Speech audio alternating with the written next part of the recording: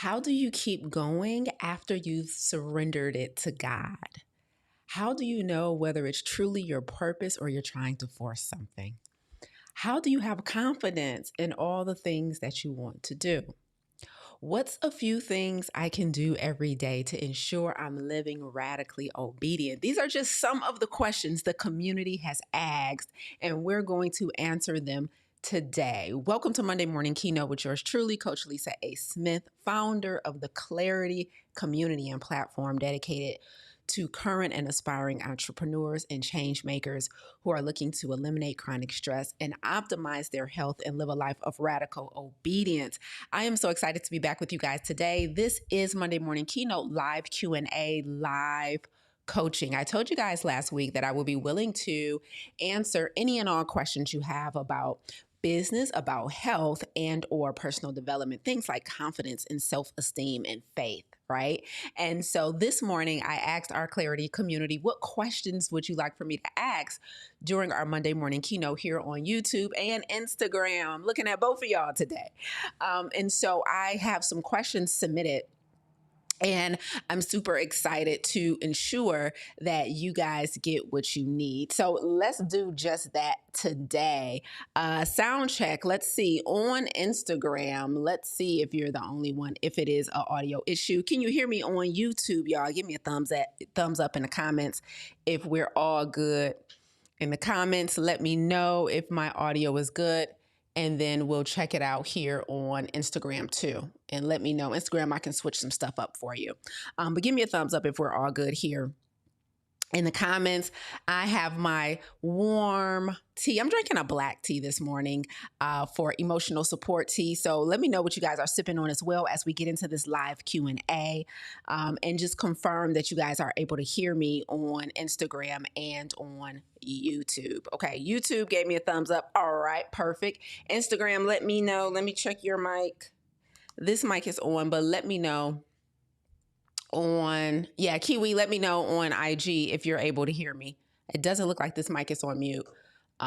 So let me know. And then as you guys are coming in, so remember today, okay, can't hear on IG. So give me 1 second, y'all.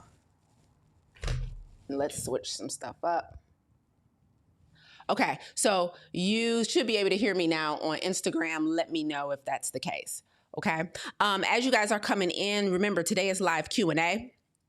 So please drop all of your questions you have in the chat. I'm going to take some from our community first, and then we will dive into the ones that you drop here in the chat. So let me know, live Q&A, live Coach Me Live. You guys have submitted quite a few questions. Shout out to our community members, Terry, Kiavia, Wanda. I have questions here that they've pre-submitted. Okay, perfect. Thank you. All right. We took the mic off. It might have been on mute or something. But long as you guys can hear me now on Instagram, let me know what you're sipping on. Emotional support beverage. Lorene says she has ginger, lemon, and clove tea. All right. Phenomenal. I love it. I'm drinking a black tea today with from a company that I'm thinking about doing a wholesale order with for our new product, the Go Handle Club. So I'm doing some tea sampling to see whose tea bags I want to include in our signature boxes as we ship out Go Handles this week. So exciting times are ahead. For those of you who are new here, again, I'm Lisa A. Smith, Coach Lisa A. Smith, health and business coach, personal development coach. We've been in business. This year will be 11 years. I spent the first 10 years and longer coaching in health in the plant-based nutrition space. And in 2021, we introduced business coaching at my company. So I help service-based businesses create their personal brand and launch a service-based business in either the coaching, consulting, or speaking space. And then we also, of course, incorporate personal development too, right? So I teach radical obedience, how to live a life that is not based on fear, but based on what you feel like you're being called to do. And so that's what we do here. And we just introduced a new product called the Go Handle Club. And the Go Handle Club is a daily ritual, so practice to help individuals start the process of eliminating and stop managing chronic stress and to align themselves with radical obedience, doing what they were being called to do despite the presence of fear and uncertainty. And so I'm shopping tea bags today, y'all. And so I'm sipping on a black bergamot tea. Okay, super fancy over here. Continue to let me know what you guys got. Wanda says warm water. That's what's up. Nice and simple. Nice and simple. Terry says, shall we pray first? It's never a bad time to pray. Okay. I see some questions coming in. Oh, that's a good idea. Okay. So if you have questions as we get into this live Q&A, I'm not teaching today. I'm only answering questions. If you have a question, especially if you're on YouTube where the chat is kind of moving quickly, put a big Q in front of your question so I know it's a question and not a comment as I'm looking for it. So thank you for Inspiring Greater for doing that. So put a Q in front of your question, and that way I know it's a question and I won't miss it as we're going through the chat. But I'm going to answer some that came in first. Kiavia and Terry, both of you guys ask quite a few questions. And based on the nature of your questions, I actually want to invite you guys up to call in into YouTube, and you can be on camera or it could just be audio. It's up to you. So no pressure to get pretty. But I want to be able to coach you live through your questions. So Terry and Kiavia on YouTube, I want you to check your email. I sent you an email with the link to join me live on YouTube. So check your email. And if you're down for that, click that link. And I'm going to bring you guys up one by one to coach you through your questions. So I'll give you a few minutes to find that email and then decide if you're going to come up. If not, just drop it in the chat and I'll answer your questions just live without you. So let me know. So I'm going to start with Wanda's question here. She posted inside of our Clarity community. And Wanda wants to know, how do you keep going rather than taking things back when you surrender? I keep wanting to help fix it instead of allowing God to do his will. She says, hold on, let me expand the question. She says, I have taken steps with audacity and radical obedience, but I keep wanting to be in the middle of it. I'm trying, but it's still hard. Okay. So Wanda says, how do you keep something surrendered once you've decided to surrender it, right? And I keep wanting to take things back and fix it, right? Okay. And so Wanda, my A to your Q would be this. Number one, I would use the past as data. Every time you get the urge to jump in and try and help God out with whatever you've trusted him with, I would use the past to determine whether or not that is the best next step for you. Meaning, in the past, when you have tried to surrender things, when you've tried to turn them over, when you've decided to wait on God, but then you had the urge to jump in and just do another thing or try something else. Has that worked out for you before? One of the best ways to make better decisions going forward is to evaluate our decisions in the past, right? And so have you had a past experience where you've tried to surrender something and you jumped in, tried to do something else, and maybe you prolonged now the outcome? Maybe you have, maybe done more damage than good because you tried to jump in and tried to fix something. So that's number one. Has that approach worked for you in the past? And if you don't have a good history with trying to jump in and assist God, that would be my first thing I would use to make a decision on whether or not to do that this time. But then also, Wanda, I don't want you to think when you guys surrender stuff and you decide, okay, I'm not going to let this overwhelm me. I'm not going to let this stress me out. I'm going to turn it over to God. It's advice that we're giving, right? That we're given by others. Turn it over. Let God handle it. And it's also, something that we try and tell ourselves. But I don't want you guys to think that surrendering something is a one-time deal, that it's a one-time play. Oftentimes, especially because we practice the faith without works is dead so well, especially women of color. We practice it so well. Like, one thing we're going to do is get to work. One thing we're going to do is try and move a needle. One thing we're going to try and do is make an adjustment to get a result. So with that being said, surrendering is typically a daily practice, right? And so the next piece of advice here, Wanda, is you said, how do I stop taking things back once I've surrendered them? It is keep surrendering it. It's not just a one and done. It's not saying it one time and doing it. Oftentimes, surrender is a repeatable daily process that you have to keep doing in order to make sure you don't get in your own way and try and jump back in the ring and help out. Right? So every day turn it over, because surrender doesn't necessarily mean it's not on your mind. It doesn't necessarily mean you don't think about it. It doesn't necessarily mean it's not something that, it doesn't have to consume you, but it's still there. Right. And so to ensure that you allow it to be there, but live peacefully without the stress and the pressure, it is a daily surrender practice. So that's what I would say. Number one, look at your history with being able to jump in and help God. And then number two, remember that it's not just saying it one time and expecting all to be well and all to be at peace, right? We are supposed to be anxious for nothing, but it sometimes is a daily, it's just like meditation. It's just like any other mindfulness practice. It's just like brushing your teeth and washing your face, right? Like it doesn't stay clean after one time, right? Your teeth are not clean after one time. You have to do it daily to keep them that way, to keep them in good health.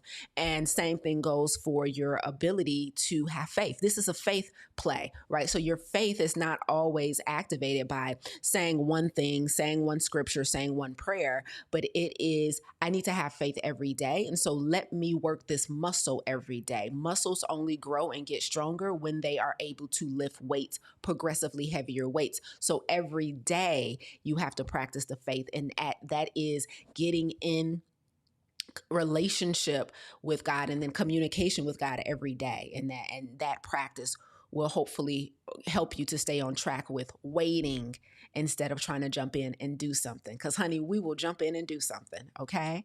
So I hope that helps, Wanda. Let me know in the chat if that resonated with you. Okay. Faith is a repeatable practice. It's not a one time. It's not a one time. It's not a one and done. It's not a one and done. Okay, keep y'all cues coming in. Remember to put a cue next to the question so that I know it's a question and not just a comment. Okay, Kieva and Terry, also let me know if you guys are going to jump on, because I won't jump. I'm going to answer some questions in the chat. And if you guys are going to come on live and let me coach you live, and then I will hold your questions here so we can talk through it, because you guys' questions were very specific. Kiavia and Terry. So let me know if you guys are going to join me live on YouTube, if you're going to take me up on that offer. Okay, let's get to some more questions in the chat here. This is just a technical question, a scheduling question. So I'll answer this one really quickly. I see somebody asked about the stress lab. Hold on, I just saw it. Where's that cue? Where's that cue? Oh, man. Oh, shoot. I just saw it. Hold on. Somebody just asked about when's the next lab, I think. Oh, here it is. Yes. So when is the next stress lab being taught? It is being taught in June. So those of you who don't know, we do a 5-day stress elimination lab that I teach. And that is where I help those of you who are struggling with chronic stress. I help you to begin to eliminate it and stop just managing. So we go from a management approach to a elimination approach to chronic stress. So the next one will be here in June 2026. So in just about 2 months. Let's drop the link so you can get on the wait list. So when we open up the doors for the next one, you can ensure you're in the room. So the stress elimination lab, let me grab that for you, and I'll drop it in the chat. Make sure you're on the wait list, guys. It is a phenomenal lab. If stress is a big issue for you, then you want to be in my stress elimination lab. The last one we did was this month in March. So we did it just a couple weeks ago. We wrapped up the March 2026 lab. And it's a powerful 5 days where I teach you about perspective. I teach you about the risk of chronic stress. I teach you all the things. And so I'm hoping that those of you who are dealing with chronic stress can join the next lab. So I just dropped that link in the chat. Okay. All right. Very good. And Terry, you said you click the link in my email. Which one you're talking about? Now, we sent you a personal one to join the YouTube this morning, not the one that went out to everybody about me being live on YouTube. So Terry, make sure that you're speaking about the right email. so that you can join us live here on YouTube and I can coach you live. The subject line to the email I'm referring to, Terry, was live link to join Lisa on YouTube for your questions. So search for live link to join Lisa on YouTube for your questions and you can join me because I don't see you popping up here. Okay. So next up, let's see. We have more questions. I see. Okay. Patrice says, what has been your experience with sea moss and its impact on stress management? Okay. Yes. What has been your experience with sea moss and its impact on stress management? So sea moss is a great dietary supplement. It is what we like to call in our community nature made. So not all supplements are created equal. You have man-made and you have nature made. So sea moss would be what I would consider a nature made supplement. And nature-made supplements are great because number one, they're much more cleaner typically, right? So they don't have all the additives and stuff that you get from a lot of man-made supplements.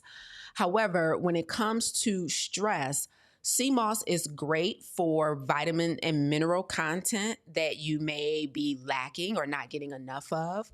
But when it comes to stress, that requires typically work outside of nature-made supplements. So I personally have not had an experience with a direct link with sea moss and its impact on stress management. What I will say though, Patrice, because there is a dietary component to how we deal with stress. So some things that you want to remove out of your diet to help you better deal with stress is going to be all refined and processed sugar, all food dyes, all MSG, all food dyes, MSG, refined processed sugar, and ultra processed food, because those things cause hyperactivity in the mind. And so when you are having a hyperactive response, it's very hard to make intellectual decisions. When you have hyperactivity in the mind and the mind cannot be still enough to think, that then impacts your ability to make healthy decisions when you're trying to manage or eliminate stress. So that's what I would say very specifically is when it comes to diet and stress, diet plays a huge role in your ability to deal with stress. And taking something like sea moss could be helpful if you have some type of nutritional deficiencies, because nutritional deficiencies present very differently in the body. And so some absolutely impact your cognitive functioning. So sea moss, it will be great for making sure your levels are optimal with vitamins and minerals so that your cognitive functioning is not impaired by nutritional deficiencies. However, I wouldn't consider sea moss a stress management tool when it comes to dietary, but there are some things you do need to take out of your diet to make sure you don't have hyperactivity in the brain, which impairs your ability to make intellectual decisions. Okay. Let's see, another question. Let me go back to the top. Hold on. We got one on Instagram, so let me take that one before it gets too far in the chat. Someone on Instagram says, how to pitch your mental health service to businesses with the fear of them not seeing it as valuable, although you know it is. Also, how can you be confident in your pricing? Okay, Rhonda on Instagram. This is a great business question. How do you pitch your mental health services to businesses with fear of them not seeing it as valuable, although you know it is? Okay, so I'm going to say something, and I'm saying this as nicely as I can, okay? When you are pitching yourself to someone, whether it be a business or a consumer, doesn't matter, B2B, so you're pitching to another business, or B2C, you're pitching to a consumer. Them not seeing your value is not their fault, it's your fault, okay? Anytime a prospect, i.e. somebody you want to do business with, does not understand your value, this is a messaging problem, your messaging. So there's a couple things to consider. Number one, when you are presenting yourself as a business, you need to have content for people to consume. That means if I'm going to submit a proposal to another business, right? Here's my mental health services. I want to work with you guys. One of the first things they're going to do is look you up, search you, especially if you're pitching or through social media or something. They're going to find you, and they want to consume you, meaning what are you all about? If you have a podcast, they might listen. If you got posts, they're watching them. If you're doing lives, they're checking you out. What is your online presence? That means be very careful with letting your marketing and your content lag. You don't want it to lag. It's very important that you have content for them to consume, to understand what you do, how powerful you are, and most importantly, the fact that you do what you say you do. Where's the receipts? Where's the evidence? Where is evidence of your mastery? Where's evidence of you getting results in the mental health space? I'm not saying you don't have them, but they have to be easy to find, right? So you need some social proof, but you also need content and platforms like this, where you are there articulating your mastery. Are you teaching on a regular basis? Are you going live on a regular basis? Are you doing reels that are packed with value on a regular basis, right? So that's number one. Someone not seeing your value is never their fault, it's our fault, okay? And the other part, you say, okay, so let me, I said it was two parts to that, and then I'm gonna answer the second part of your question about pricing. So first, make sure people can consume you somewhere, okay? Now, I don't know if this is a cold pitch, meaning they never heard of you before, but if these are cold pitches, they really need to be able to consume you. If you already have a relationship with the business, then you might be able to get on a phone call or something and talk through some things. But if these are cold pitches, they gotta be able to consume you somewhere to see your value. The other part, though, is the pitch itself. Make sure. So one of the things I like to do when I'm proposing an opportunity to another business is make sure you have a well-written proposal, number one. Number two, make sure it's going to a decision maker if you can. So do your due diligence and your research to see whose inbox that proposal is landing in. You want to make sure the proposal is personalized. So that means you've done your research on the problem or the challenge that the business is having, and you're being very clear on how your mental health services can solve that problem. So the proposal should be customized to the business as much as possible. Your proposal can be a template that you use and reuse, but you want to make sure you edit some things to make it as personalized as possible.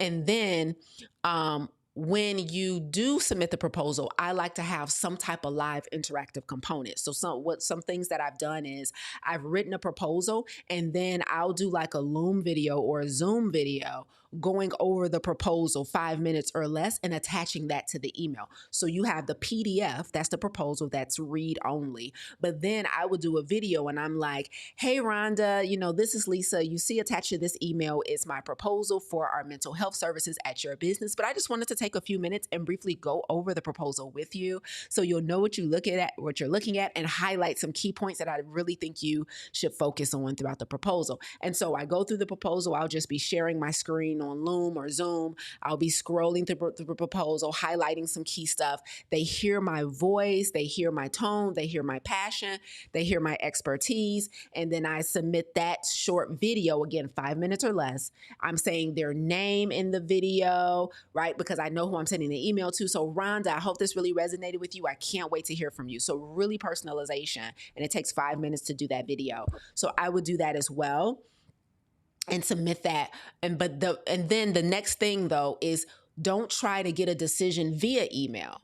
You want to get it on a phone call. So either ideally a face-to-face, meaning like virtual face-to-face, like on Zoom. But if you can't, a phone call is the next best thing. So I would not negotiate and go back and forth and try and articulate my value through email. I would keep the email exchanges short and sweet because people are busy. And I would send a link with them to book a time where we can actually talk through this. I've really been researching your business. I know what I have to offer is exactly what you need. Here's a couple things I'm thinking. Let's hop on a call.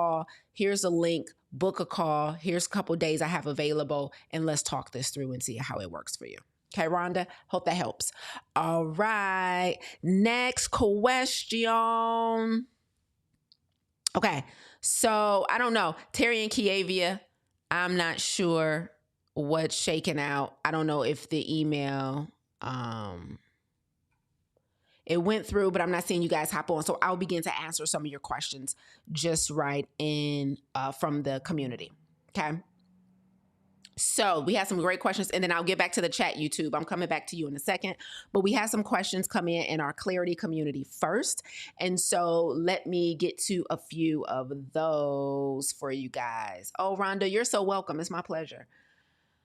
Okay, so Terry had a lot of questions. So let me get to hers.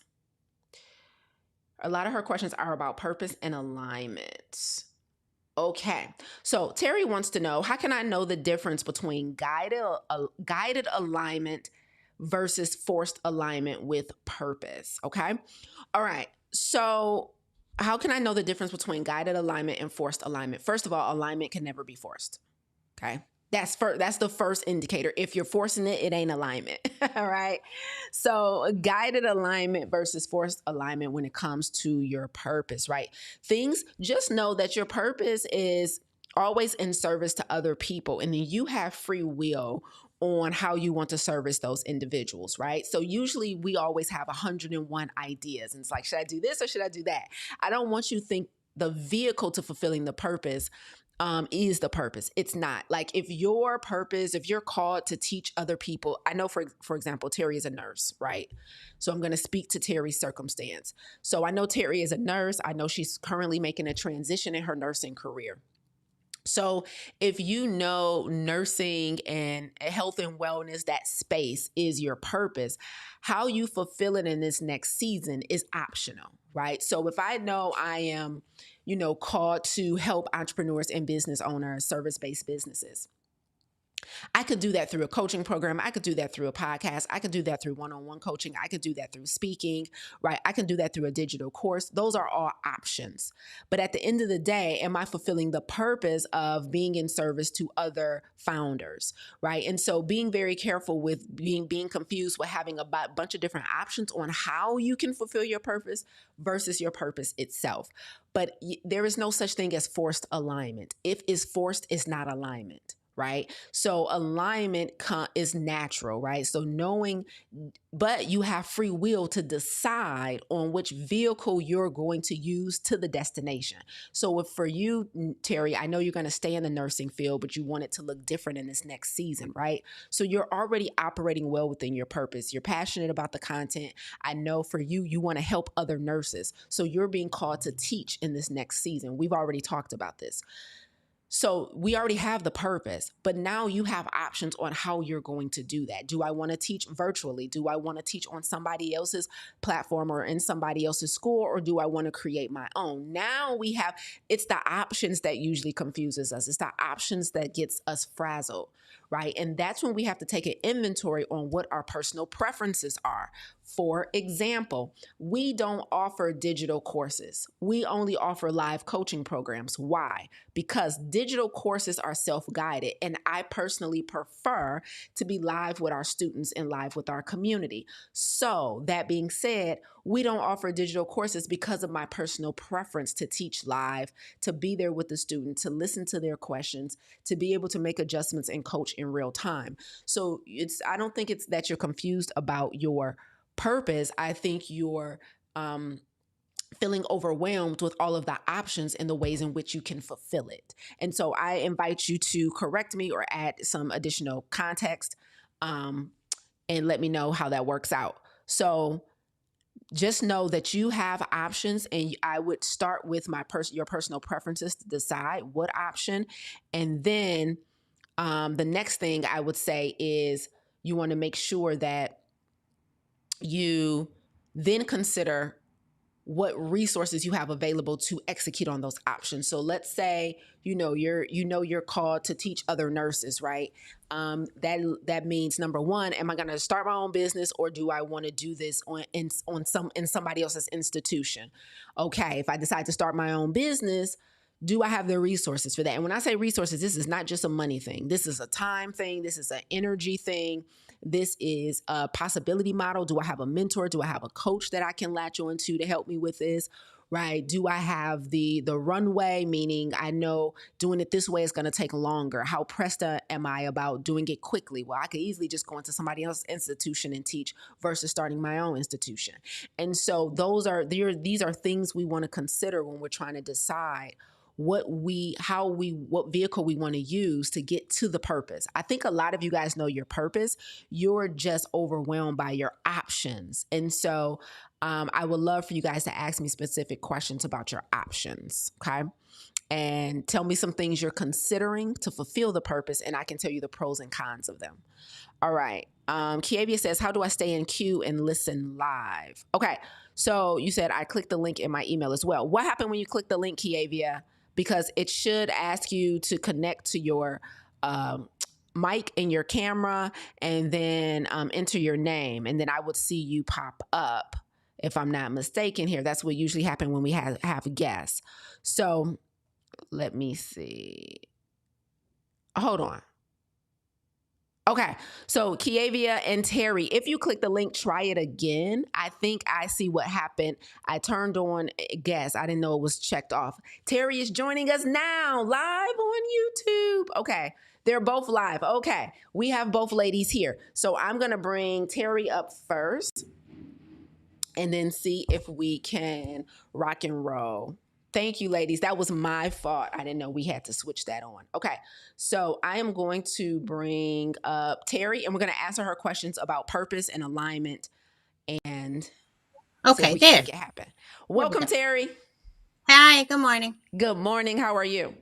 I'm fine, thank you. Good to Good. see you. You too. Thank you for being willing to hop on real quick because you have 5011 questions, and I just couldn't I know, manage I know. Always. to get through them all. Okay. So give me 1 second, Terry. If you're live on Instagram, if you want to see me coach Terry live around questions about alignment and purpose, just comment the word YouTube on Instagram and it'll DM you the link to join us on YouTube.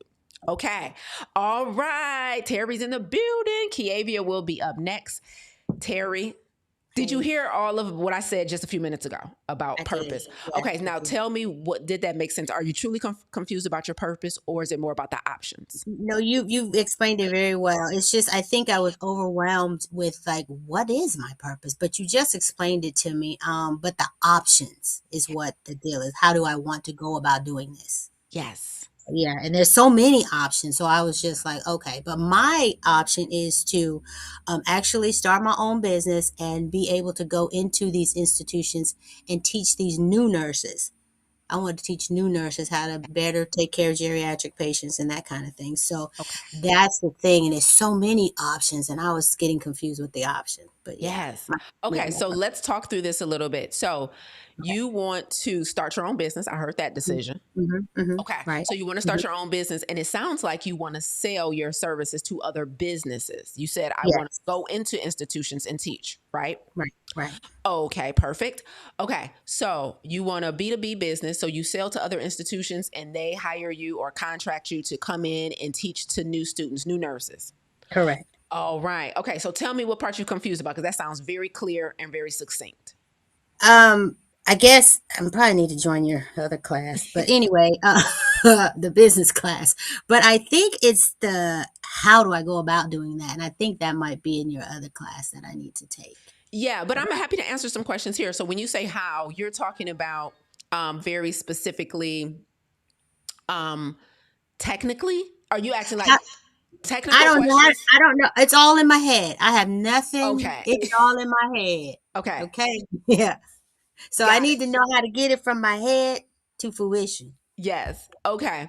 All right. So the first thing I would do to get it from your head to fruition is exactly what you just said. Now that you know you want your own business, you know what your offer is, and you know who you're selling to, and you know what problem you solve.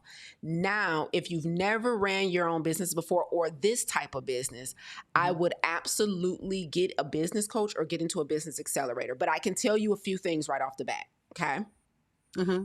So, the very first thing we have our founders do inside of our business accelerator is answer the question that you just answered, which is what problem do I solve and for who?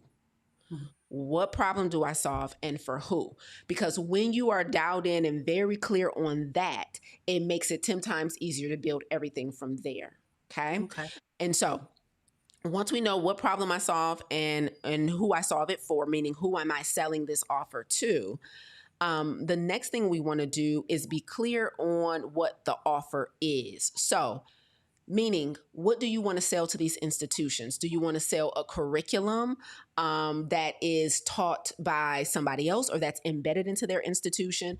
Do you yourself want to come in and do the teaching?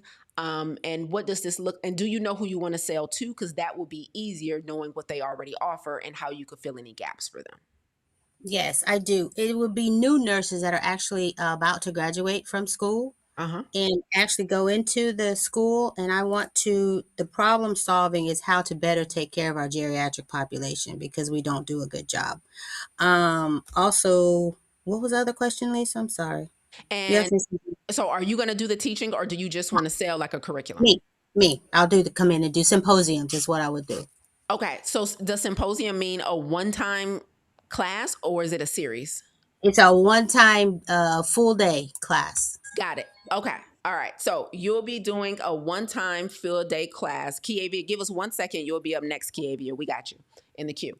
Okay. So now it is draft a proposal. Okay. Okay.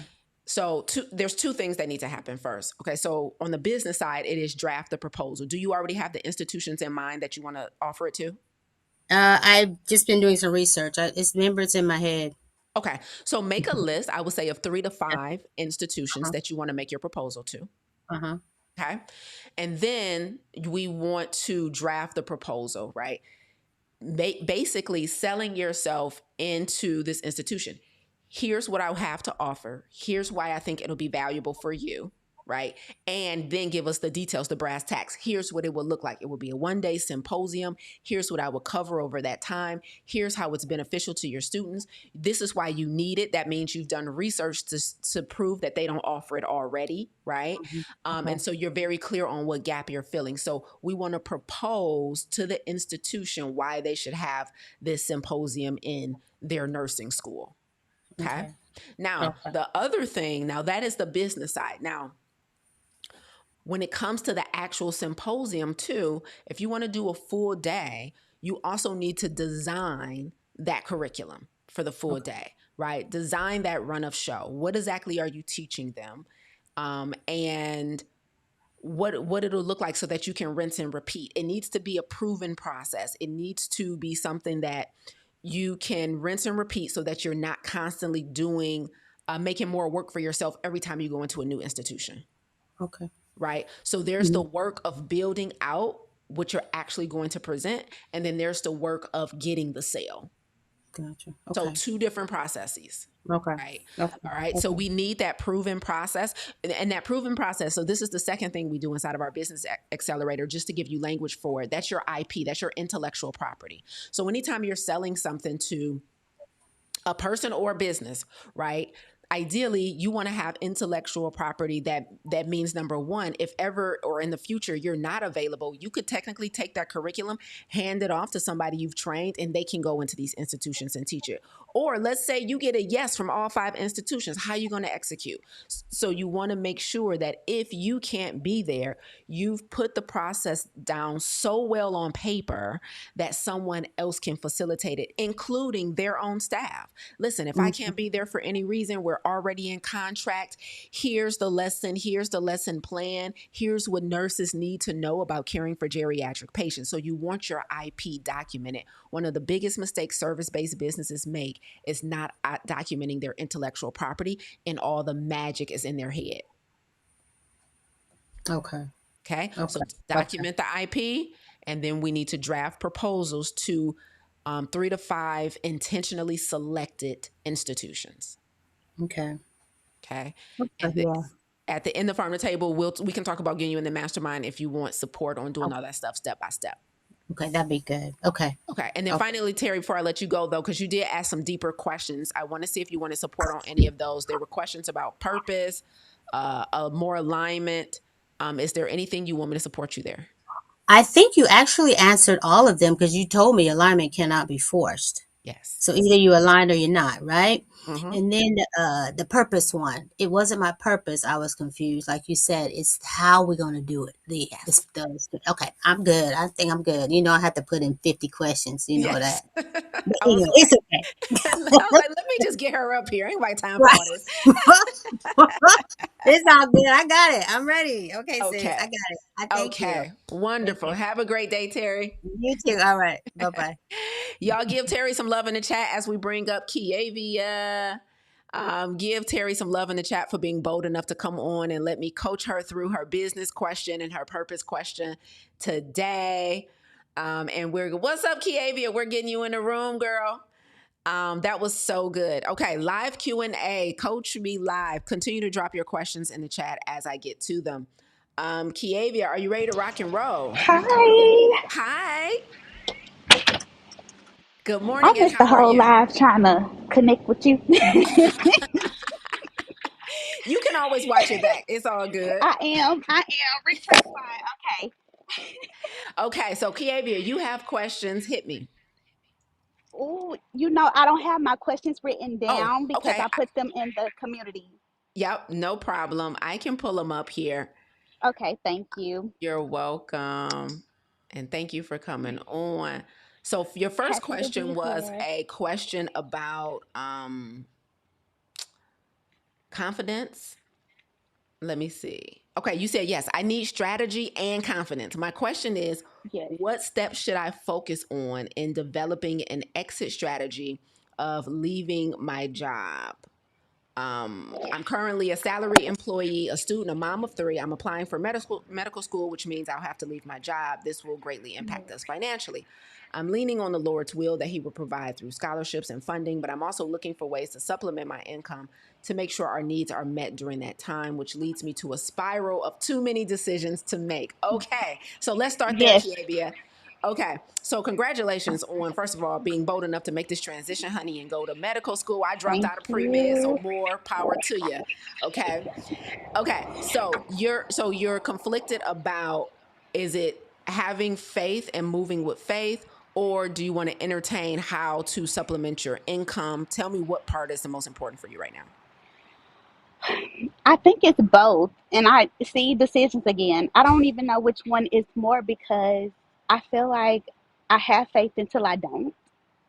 If that makes sense, it's like I'm leaning on the Lord, and then when I get scared, it's like, Lord, are you telling me to move, or am I not leaning on you anymore?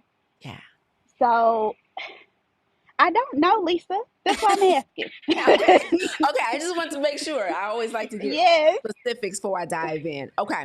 So earlier at the beginning of the call today, I told Wanda something, and I'm going to repeat that here. She asked a question Okay. about, when you surrender something to God, how do you prevent yourself from jumping back in and trying to do more? Yes. Was her Yes. question, right? And so, first, I want to reiterate what I told her, which is surrendering something or turning something over to God is a daily practice. It's not a one time thing. Mhm. So, it's not like you just say, God, I'm giving this to you, and then you're free and clear. Usually, our intrusive thoughts, our nature to want to work instead of wait, sometimes tempts us to want to do more. So, number one, understand that surrender is a daily practice, it is not a one and done. That's Okay. good. Okay. Okay. So if you decide, I'm going to turn, like, God, I'm going to turn my money over to you. I'm going to turn my, matter of fact, I'm Mhm. going to decide not to work and go to school full time. Then that's a, every day you have to physically talk to God about that. It's a daily Yes. surrender until we have enough in us to let it go completely, right? But Okay. as your mind tries to take things over, and maybe I should do this, or maybe I should just try this. I just want to do something. I feel like I need to do something. That is going to be you being willing to be still first and be like, wait a minute, did I surrender today? Like, did I skip my daily surrender? Yes. And, Okay. and then number two, similar to when it comes to, the advice that people give about spending money when they know they shouldn't be spending. When you want something, give yourself 24 to 48 hours and decide, do you still want it as bad? I would say the Mhm. same thing for here and jumping in and trying to do something. If you decide, I feel like I'm being idle. I need to do something. Maybe I should fix something. Mhm. When that decision is made, give yourself 24 to 48 hours before you take an action, right? Okay. Give God time to intervene. Okay. Okay. Okay.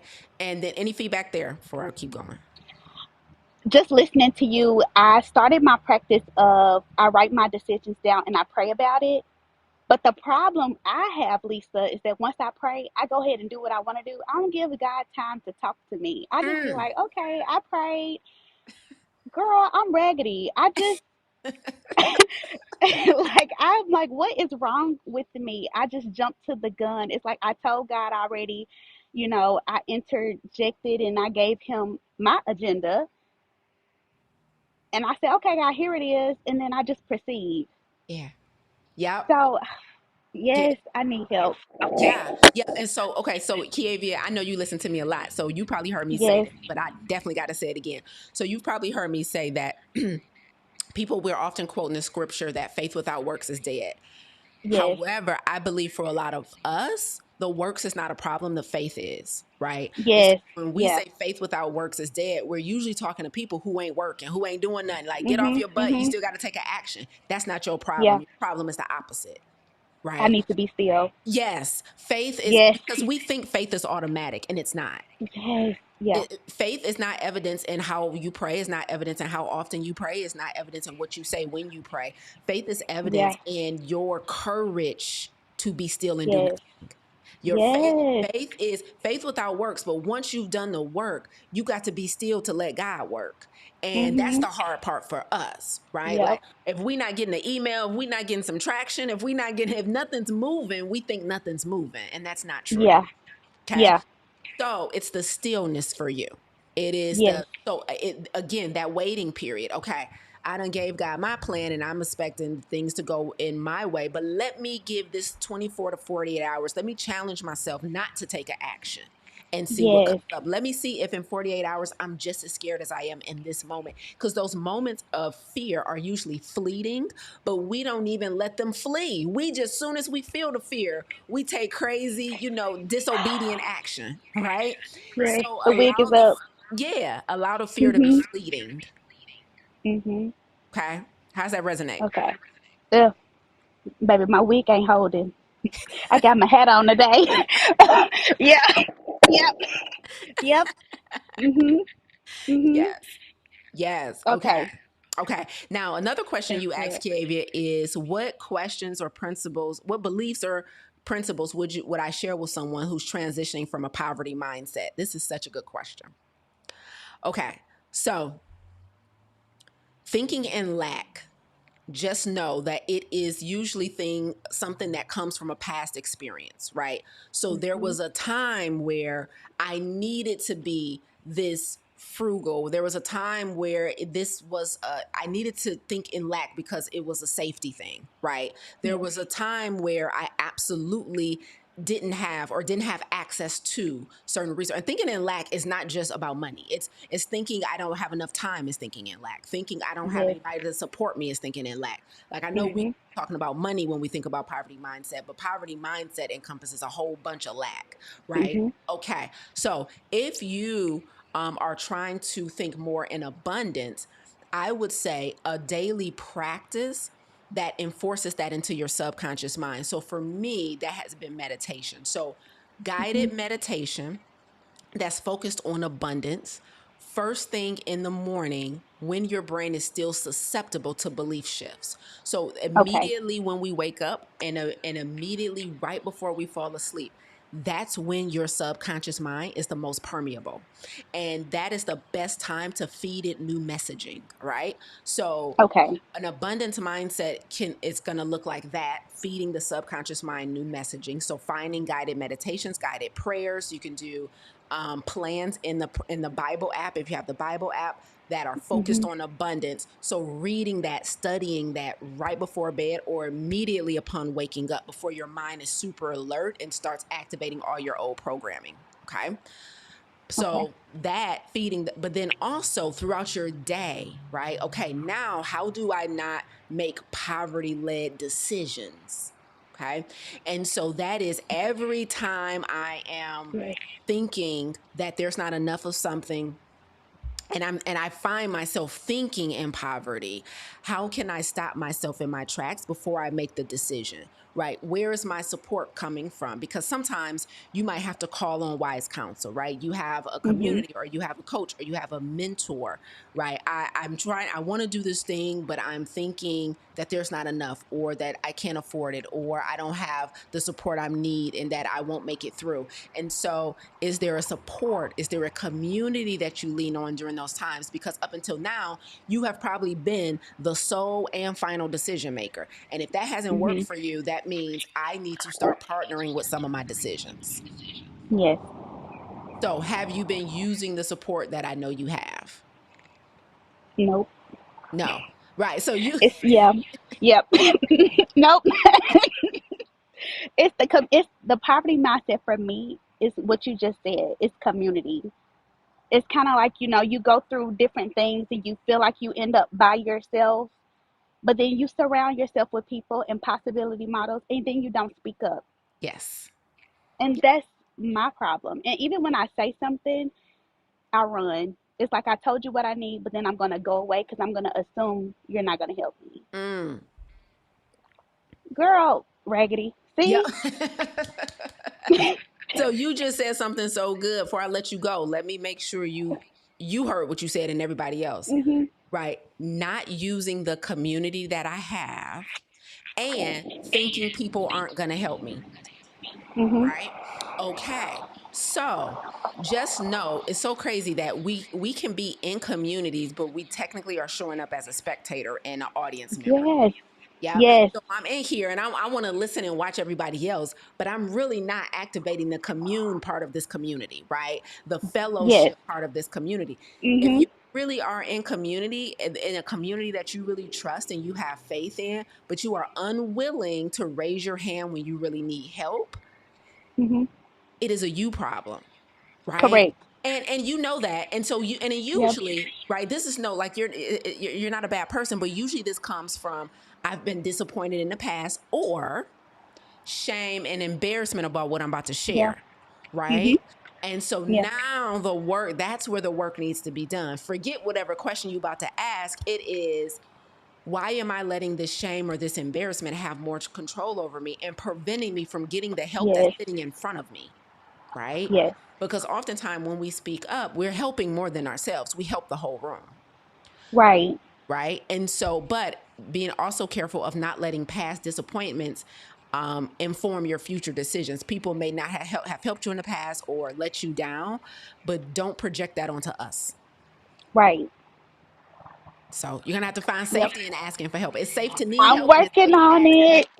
Work harder, harder and quicker. Yes. Okay. Yes. I'm here. I'm here now. I'm here now. Okay. So, baby steps, but Yes. I'm stepping. Yes. Very Yes. good. Very good, Kiavia. So work on that mindset through Yes. subconscious reprogramming, stopping Okay. yourself in your tracks every time you want to jump in and try and help God out with the plan. Give yourself a waiting period before you move Yes. too fast. When the fear and the poverty creeps up, it's often fleeting. Give it time to flee. Try to challenge Okay. yourself. Don't take any action. Challenge yourself to feel the feeling without taking action. Feel Okay. scared, feel worried, feel all that. That's just emotional intelligence. Can I feel my feelings without taking actions that haven't Yes. been completely thought through? Very good. Okay. Okay. So that waiting Yes. period is going to be key for you. Okay. Yes, it is. Okay. Because God answers Amen. prayers quickly. All right. Yes, he does. Yes. Yes, he Yep. does. All Thank right, you so much, Kiavia. Lisa. You're welcome. Thank you for hopping on. Okay. Let me tighten up my hat before I go back and work. Tighten the wig up, sis. There you go. Thank you. You're welcome. Okay, guys, let's get through a few more questions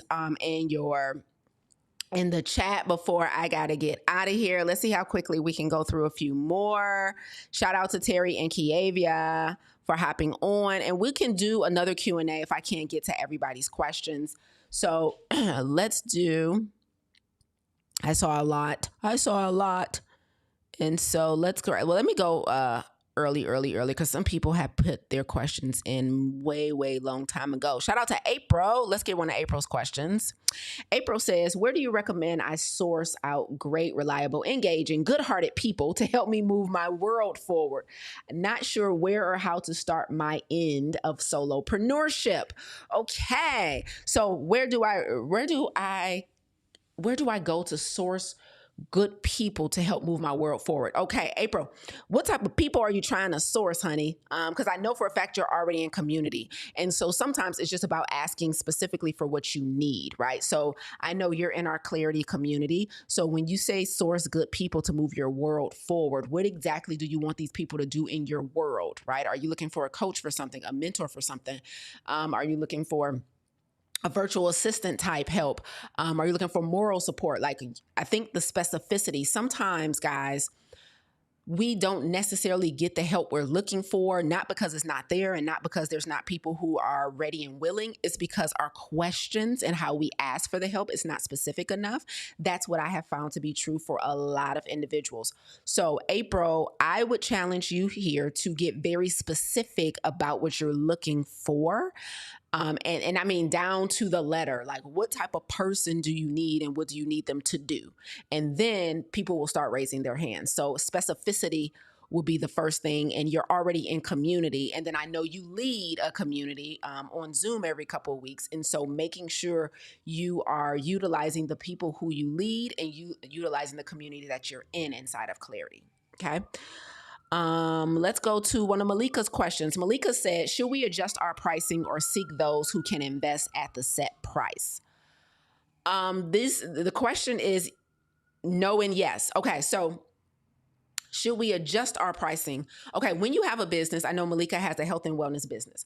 Okay, so when you have a business, whether or not you should adjust your pricing should be determined after everything else has been checked, completed. Meaning, am I producing good content that people understand? Like, do people understand what I do and what I offer? Are people raising their hand to buy? Like, where is the breakdown? Am I just not getting enough leads to buy, or am I not converting the leads that I have, right? So there's several things to look at before we consider changing the actual number. So at this point, I would have to ask you some more specific questions, but I would say, is it a lead problem where I just don't have enough potential buyers?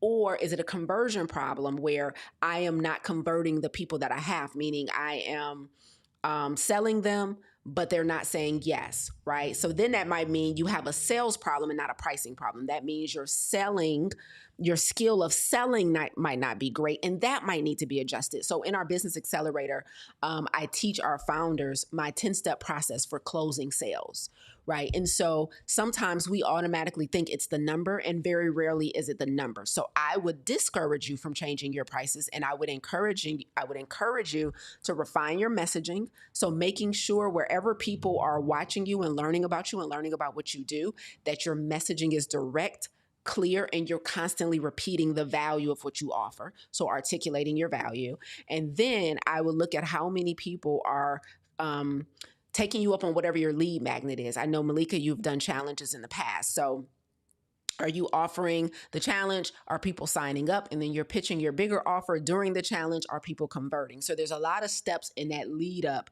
that I would want to look at before I change your price. So I wouldn't necessarily say you need to seek out those who can invest at the set price. That happens automatically when they're attracted to your offer.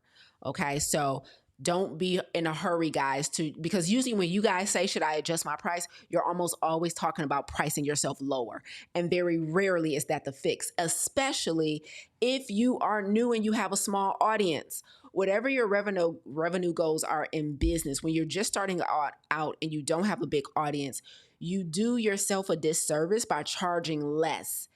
It's easier to come out the gate charging more because it takes fewer people to reach your revenue goals. And then you offer a lower ticket offer later, or you consider dropping your price if it makes sense strategically, but not just because you think, well, people will buy it if I drop this price. Okay. And so it has to make sense in a lot of different places. So I would not encourage you to drop your prices because I know your business is fairly new. Okay. So we probably need to work on your sales process, your lead generation process, and your conversion process. Okay. Let me see if I can get a few more questions in here. Let's see. Looking for the cues on YouTube. Hold on, y'all, because I went all the way back to the top. Okay. Inspiring Greater says, what is the one thing to do when beginning to create a business? I am working on a mentoring business. Okay. Similar to what I shared to Terry earlier, guys, when you are starting a business, the very first question you want to be able to answer is, what problem do I solve and for who? What problem do I solve and for who? So if you're creating a mentoring business, who do you mentor? Right? And who are you selling this offer to? And what type of mentoring do you do? Right? So let's say, I don't know, you're mentoring teenagers in, life skills. So, I help teenage girls and boys develop the skills to help them do such and such. Like the value has to be there. And so it's, what do I do? How do I do it? Right? And who do I do it for? So that's the very first thing, because after you've established that, we build everything on top of that. Right? So who does your mentoring business service? It is not everybody. Nobody's business should service everybody. And what problem does your mentoring business solve? Because you can be mentoring somebody and your mentoring business solves one problem and somebody else's mentoring business solves another. So the problem you solve can't be generic. Like, I just help them live better, more fulfilling lives. No. Does your mentoring business help prevent teenage pregnancy? Does your mentoring business help new startups, get confidence in launching their product into the world? Does your mentoring business help single moms, develop the courage to get back on the dating scene? Like, be very specific.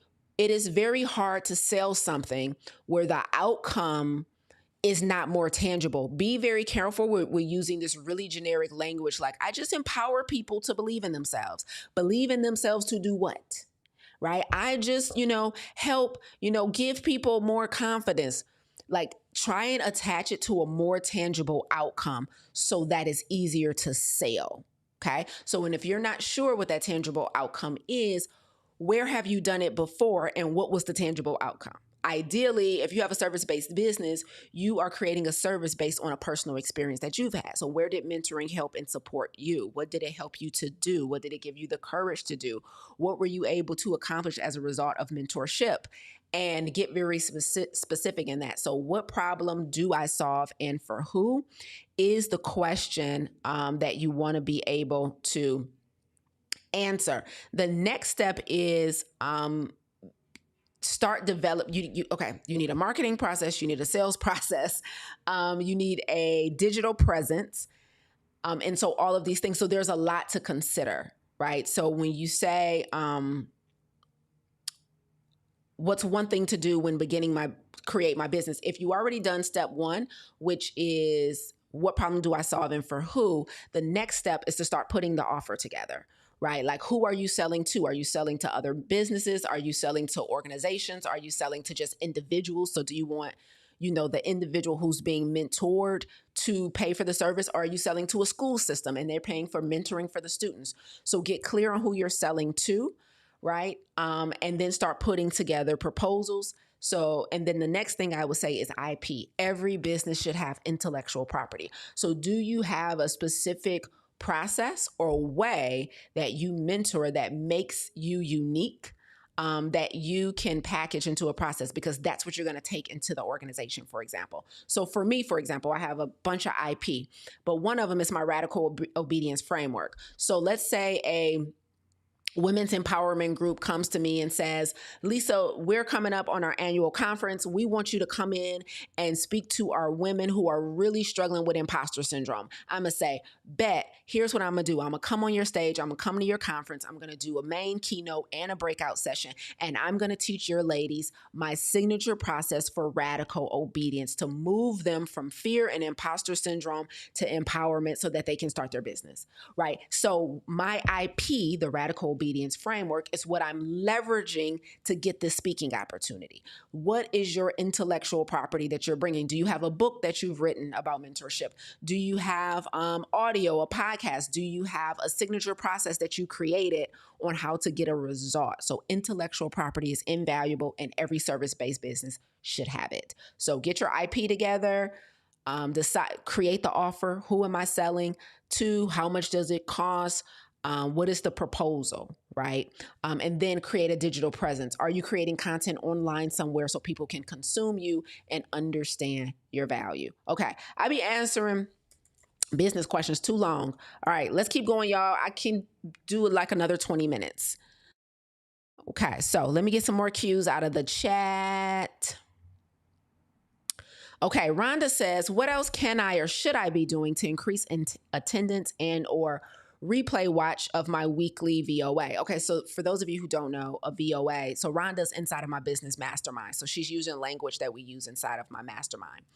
And so a VOA is your vehicle of authority. So every business, every founder should have a VOA. This is a vehicle of authority. This is where you show up consistently and repeatedly to articulate your mastery, to position yourself as the expert on your topic. So this is what you're watching me do right now. If you're watching me on Instagram, if you're watching me on YouTube, Instagram is my VOA. It's my vehicle of authority. It's where people come to consume me and be convinced that I know what I'm talking about. So Rhonda says, what should I be doing to increase the attendance? So one is making sure your topics are really attractive.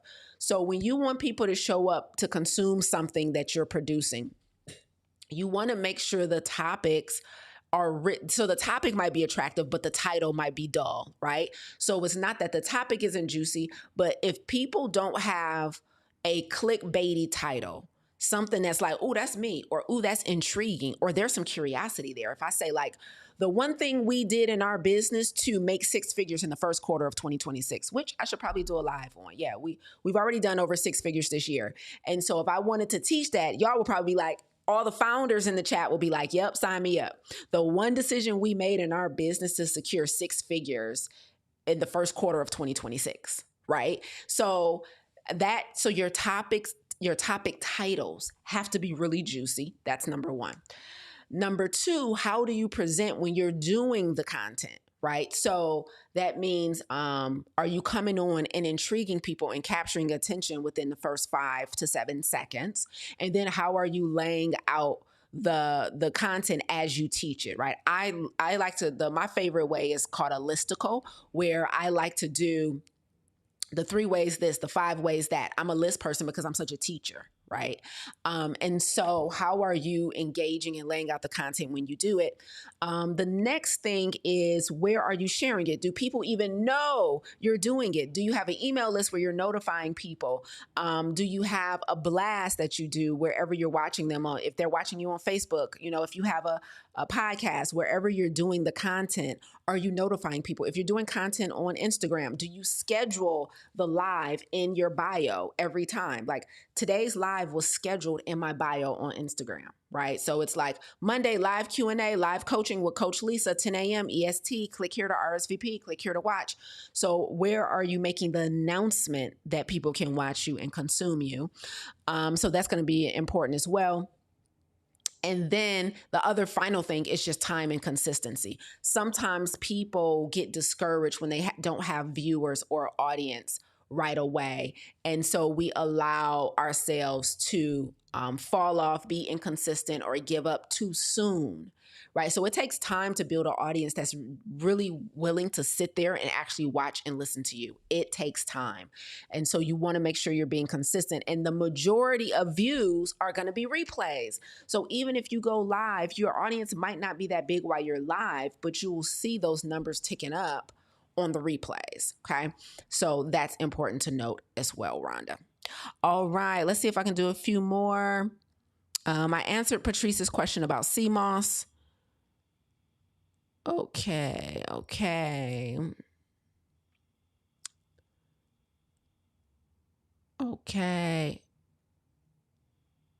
Let me see. Okay. Rhonda says also suggestions to expand my visibility and my audience to international viewers. I mean, social media does that for you already, right? So you're open to international, but now it's about the reach. So number one, the platform that you choose is going to be really important here, Rhonda, as well. Like, are you choosing a platform where you believe the majority of your individuals are, right? Like, and so if, Instagram, YouTube, because social media already has an international reach, but you can make sure you're targeting them if there's a specific country or a city in a specific country that you're really interested in, making sure you're showing them some love. And then also look at your insights. You might already be there. Sometimes we like do the content, but we don't study our metrics. So you're able to go on the back end on your insights and see where are the majority of people viewing me. Like I remember when I did that and I noticed that I had a pretty big audience in the UK. And then people in the UK started reaching out to me to do things. And so look at your insights and see where people are watching you and show you love and show them love too. But social media and everything is already designed for you to have an international audience. The other thing final thing I'll say about this is if you have the capacity, getting over there, right? So actually visiting the place where you want to have the audience at, right? So being able to, when I say visit, I mean doing an event or something and showing up in that space. It's similar to me every time I go to a speaking engagement, I try and do a meetup with our audience. So for example, I'm speaking at the 1% conference in Chicago in April in just like 2 weeks, right? So hey, if I got any fans or followers in Chicago, I would love to do a meetup and an in-person meet and greet and Q&A, right? I do the same. So wherever I go or wherever I'm going to be, I make a call for people to come out and hang out with me in person. So really communing with people every time you get a chance. Okay. Let's see if we can get a few more cues up in here, y'all. You guys are knocking it out the park with the questions. Okay. Don't forget, if you have a question, put a Q in front of it so I know it's a question. Okay. Here's one. Found my next one. Shout out to Sharina. She says, "Good morning, Dr. Lisa. You better speak it into existence. I am a registered nurse bachelor's. Prepared options are getting master's or starting my own foot care business, contracting myself, or wait until the economy gets better." Okay. I think there's some typos in your question, Sharina, but I'm going to try and make sense of it. You said, I got my bachelor's. I'm preparing to get my master's degree. Or you're trying to decide if you should get your master's or start your own foot care business. Okay, I think that's what you're asking, Sharina. So should you do more education or start your business? Unequivocally start the business. Unequivocally. Okay? If you already have the bachelor's in nursing, you already have that experience, right? If you already have the education and the understanding of the field to start the business, right? Because we're talking about medicine here, we're talking about wellness. So I don't want you to start the business prematurely if you don't have the education or the mastery. But if you do, and the master's degree is just for your confidence, but not necessarily because you need more information, then start the business now. First of all, she said, or wait till the economy gets better. Let me talk to everybody really quickly who is letting the economy influence their decisions when it comes to starting a business, okay? What we really need to be worried about is the economy in the individual's household. Every household has an economy. And baby, if the problem is painful enough, people will pay. Be very careful of letting the daily news and the headlines make you think that nobody has money and nobody's spending money. This is a wellness business. It's a foot care business. I don't know exactly what problem you solve in the foot care business, Sharina. But if you're only thinking about getting a master's degree because you don't feel confident in your ability to deliver, you need to work on confidence. Not necessarily like another degree or some more letters behind your name is not going to give you confidence. It's going to be doing the work that gives you confidence. So start the business, start helping people in the foot care industry, and let that be your confidence builder and booster. Confidence comes from evidence. Confidence does not come from a classroom. Confidence comes from evidence. You're usually getting more education so other people can think you're qualified, right? And usually that's a projection thing. I don't think I'm qualified. I don't think I'm ready. I'm dealing with imposter syndrome. Let me not waste time, but let me spend more time getting more education so then maybe I'll feel ready. It don't work like that. Trust me, I've been coaching people for over 10 years with the same problem. The confidence comes from evidence. Go start helping people with their feet. And watch you get more confident, okay? But if you think you need the education because you don't have the knowledge, skills, or ability to do the work you want to do in the foot care business, then absolutely go get more education, okay? Because what we don't want to do is get out here in the wellness space and be doing a disservice to people when we're truly not qualified. But if it's a confidence issue, start the business immediately, okay? All right, next question. Let's go. I'm scrolling, y'all. My tea done cooled off, honey. How much time I got? Okay. We got about 10 more minutes before I got to go. Let's see. Do I see more cues? Not yet. I'm scrolling. Hold on, y'all. Okay, here's one. Somebody says, I want to heal, but I don't know what that looks like. Everyone says heal, but steps are never shared to show what that looks like. Oh, I got a whole playlist on YouTube on how to heal. So we can drop the link to the playlist right here in the comments where I break down. I don't know if it's like a 3, 5, 7 episode series where I talk about the healing journey and the healing process. So more than happy to share that with you just to keep this question short. Let me see if I can pull it up for you real quick. I'm sure I can. And I'm more than happy to give you my playlist for healing. And maybe that can start you on a journey. But one thing I will say while I'm pulling this up is that you typically know that there's something you need to heal from when you are triggered by certain things. So let's say you're trying to accomplish a goal right now, but there's a part of the process that scares you. There's a part of the process that intimidates you. There's a part of the process, there's something triggering about it that maybe angers you, right? So what I'll say is those things, when you get triggered, those are the things we usually need to pay more attention to and begin to work on.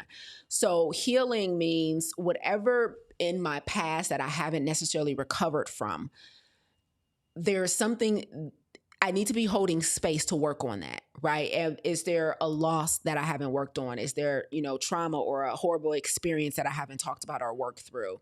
Is there forgiveness that needs to happen somewhere? Is there a fractured relationship that I'm avoiding that needs to be addressed?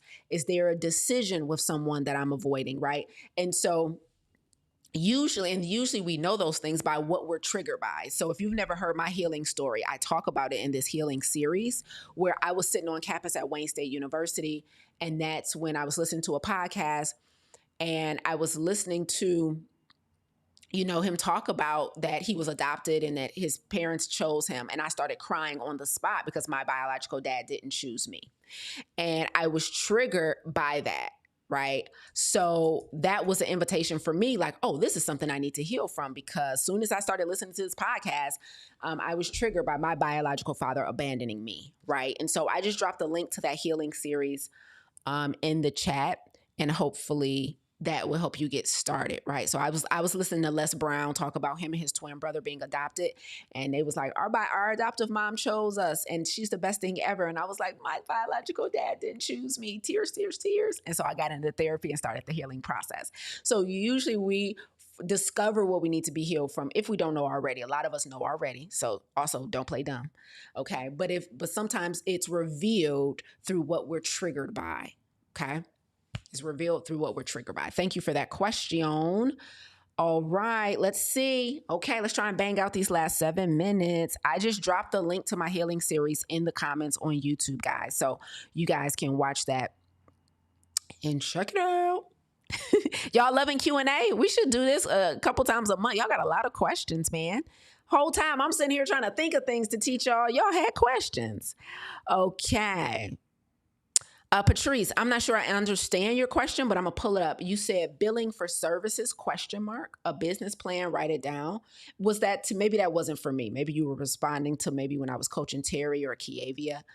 But Patrice, if that's a question for yourself, just rewrite it for me so I can get clear on what you're talking about.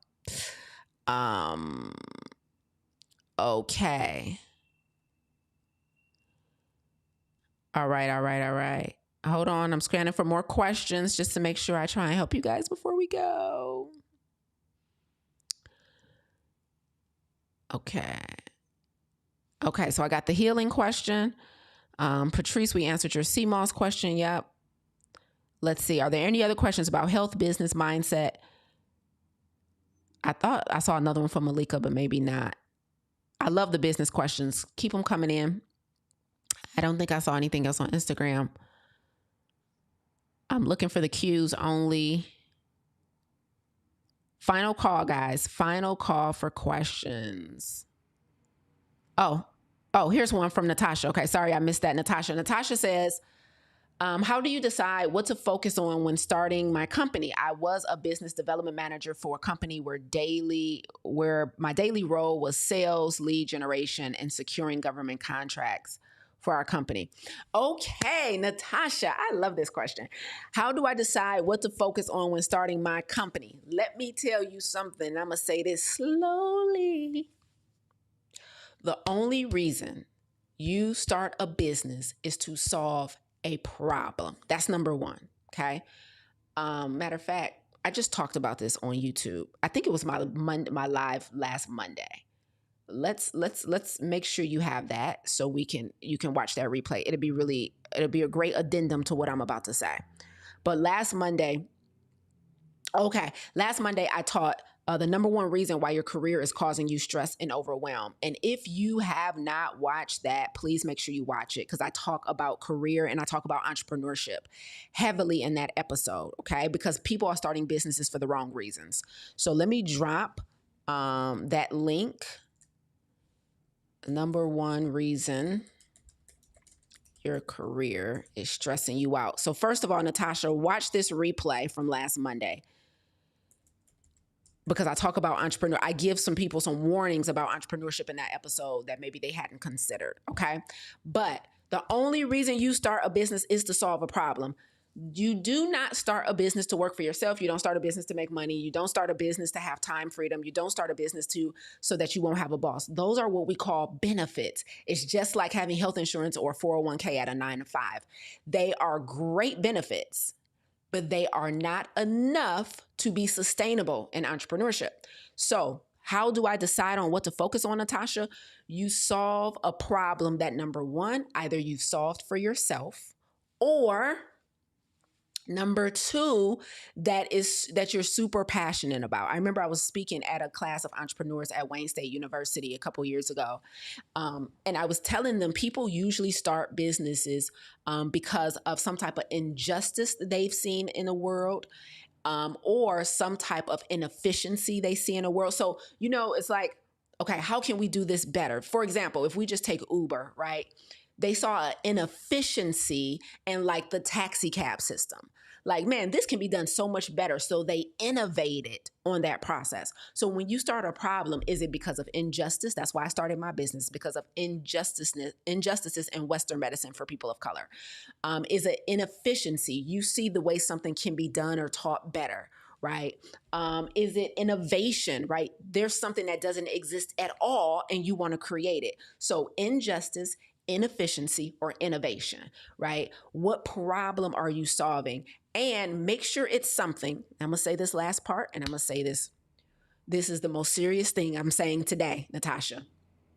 Make sure whatever problem you decide to solve with your business is something that you will still want to solve during seasons of famine, okay? When you start a business, it is in the beginning especially, right? You get to a place where it's not an issue anymore. But in the beginning, there are going to be seasons of feast and famine. You can go from 1 month making 10K, 50K, 100K, and the next month you barely make anything. Make sure the problem is one you want to solve in seasons of famine. I cannot overstate that, okay? So be very careful with, number one, starting a business for vanity reasons. Do not start a business for vanity reasons. Vanity reasons are things like, I'm sick of people telling me what to do. I want to be on my own time. I want to make my own money. I want to have the flex of saying I'm a business owner, entrepreneur. That's crap. That's all benefits. Like, nobody cares about that. At the end of the day, if the business is responsible for paying your bills, for taking care of your family, number one, you should create it to solve a problem that you're willing to solve in seasons of famine, that you're still willing to show up with a spirit of excellence when the revenue is not revenuing. Okay. And then number two, it should be something you have experience with or passion about, meaning injustice that angers you, an inefficiency in a way that something should be and can be done much better? So can you improve upon an industry? Innovation, can you create something that doesn't exist? Right? So think about that. But if it's going to be a service-based business, the best thing to build a business on is somewhere where you already have receipts. Because if you try and build a business on based around a process that you haven't personally gotten for yourself, you're probably going to struggle with confidence, right? So you want to base it on, like when I first started my health and wellness business, it's because I had lost 65 pounds. And so I started a weight loss online personal training business. Duh, I done lost weight. Let me show you how to do it too. It's an easy flip, right? You flip a transformation. When you start a service-based business, you're usually flipping a transformation, okay? You buy a house and you flip it for profit in the real estate industry. In the service-based business, in the coaching, speaking, consulting space, we have a transformation and we flip it for profit, okay? Let me tell y'all something. I should tell y'all how to take y'all transformations and sell them on the corner. You know what I'm saying? We the blue magic of the service-based industry, all right? I probably need an editor to bleep that out. But anyway, how do I flip my transformation into revenue? That's all I've done. I started a successful coaching company. And so in 2021, I started doing what? Coaching other people on how to start their coaching businesses. I flipped a transformation. All right. So that's how you do it. All right. Let me see if I can do one more real quick and then I got to go, y'all. I got to go. I see. Let me get this one off Instagram. Dean Priest says, how many years should a person plan before starting a business? Years? No. Okay. I will say this, Dean. Okay. If in those years you are still getting the transformation and refining the transformation, right, or perfecting the process, then it might be many years. But it usually doesn't take years to start a business once you've decided to start a business, right? If you know your next step is to start a business, if God is like, yep, this is the assignment. I need you to start this business. All right, boom. Radical obedience says it's immediately and not eventually. So you start the business immediately and allow it to be ugly at first. Allow it to be messy at first. Allow yourself to not know everything at first. So I personally, if the assignment from God, now again, we don't start a business for vanity reasons. So I'm always speaking from a radical obedience perspective, doing what God is calling you to do despite the presence of fear and uncertainty. If God is calling you to start the business and that's the assignment in this next season, radical obedience says that you do it immediately and not eventually. There is no wait time, right? Yes, you got to figure out what you sell, who you selling it to, what problems do you solve, what's the offer. There's a lot of moving pieces in a business, a crap ton. That even more reason why you shouldn't wait years to start, because the more you delay it, the longer it's going to take, because there's so much to refine and learn and get right. And so the shortcut to that, though, is having a mentor. So we do business mentorship in my mastermind, Clarity Mastermind. And so the way to shorten the time it takes to smooth things out with a new business is to attach yourself to a possibility model, get into a business community, a business coaching community, develop a business coaching relationship with someone that you trust to get those foundational pieces going. And ideally, someone who's in the industry that you're trying to go in, so that the mentorship and the advice that they're giving you is nuanced to you. Okay. All right. What up, Brianna? The homie Brianna, one of our current students inside of Clarity.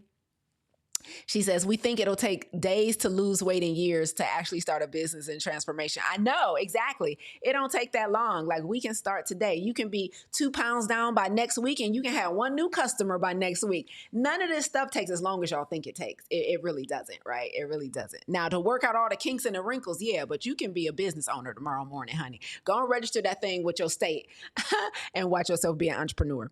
Okay. Let's see. Should we do a bonus one real quick before I got to get out of here?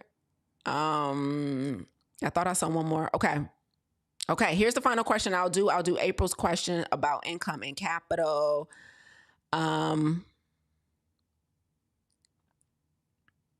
Okay, I'll do Kiavia's and April's, then I'm gone. Okay, so Kiavia says, my end goal is to start a nonprofit organization. I have enough knowledge to begin, but I do not have the capacity to operate in excellence. Woo, child. Woo, I'm coming to visit you, Elizabeth. How do I know when I should start building it? Honey, wait till you got the capacity to do it in excellence. Woo, you made my heart go ba-boom, Kiavia. She says, I do not have the capacity to operate in excellence. Then emergency brake, honey. If you can't operate in excellence, don't create nothing for the people. A nonprofit, we in service to people. I don't care if it was a for-profit.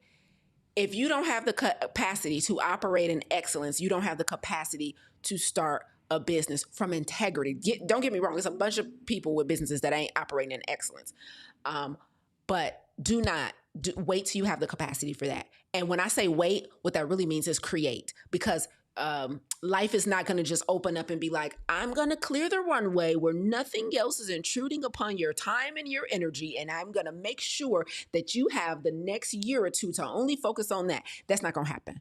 So it's not about waiting for the capacity. It's about creating the capacity. So that means taking a hard look at your current schedule, your obligations, and the things that's preventing you from showing up with excellence and making decisions about them. Okay.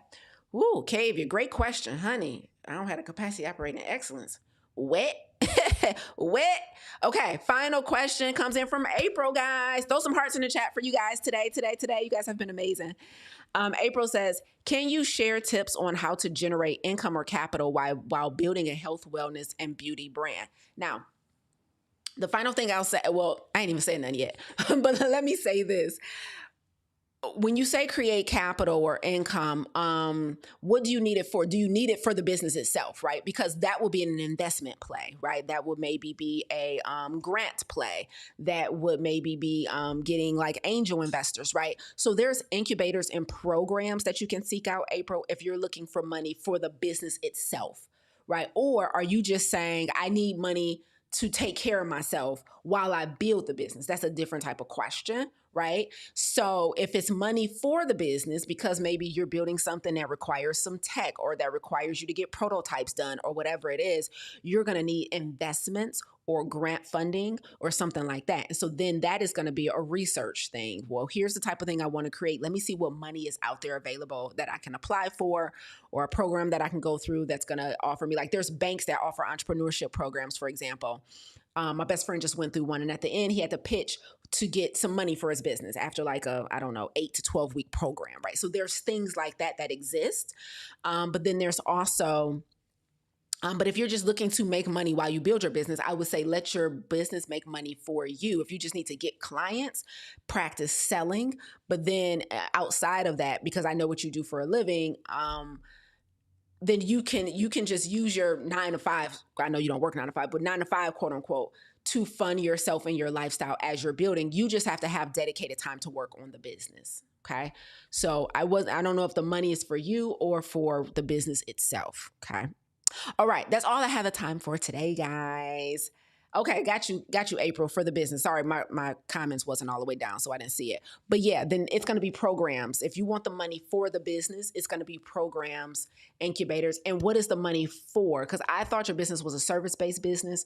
And so we can talk through more of this inside of Clarity. But if you're a service-based business and you just want to do more coaching and consulting, the startup capital that's required for that type of business is very, very, very, very little. So I would love to hear what you think you need money for, and then we can dig deeper into that. So I know you're already in our programs, and so we have the space and opportunity to talk through that. We can talk through it in Farm to Table or a discussion inside of the Clarity app. Okay, that's it for me today, guys. If you haven't already, click the link that's in this caption on Facebook or YouTube to register for Fully Surrendered, my Radical Obedience Assembly happening in Houston, Texas, May 2nd and 3rd. I want to see you guys in person. We're going to have a great time, more conversations like this. Let me support you in your business, in your health, in your mindset. Okay, so that's May 2nd and 3rd, Houston, Texas. Fully Surrendered, the Radical Obedience Assembly. The link to learn more about the event is pinned in the comments. Okay, so you can check that out, or the link is in my bio on Instagram as well, or you can just type the word surrender to get more information about that event, May 2nd and 3rd in Houston, Texas. Love you guys too. Have a phenomenal day. Maybe we'll do this again next week or in a couple of weeks. You guys have such great questions, and so that makes it all fun and easy. Okay, have a great day. Bye, y'all.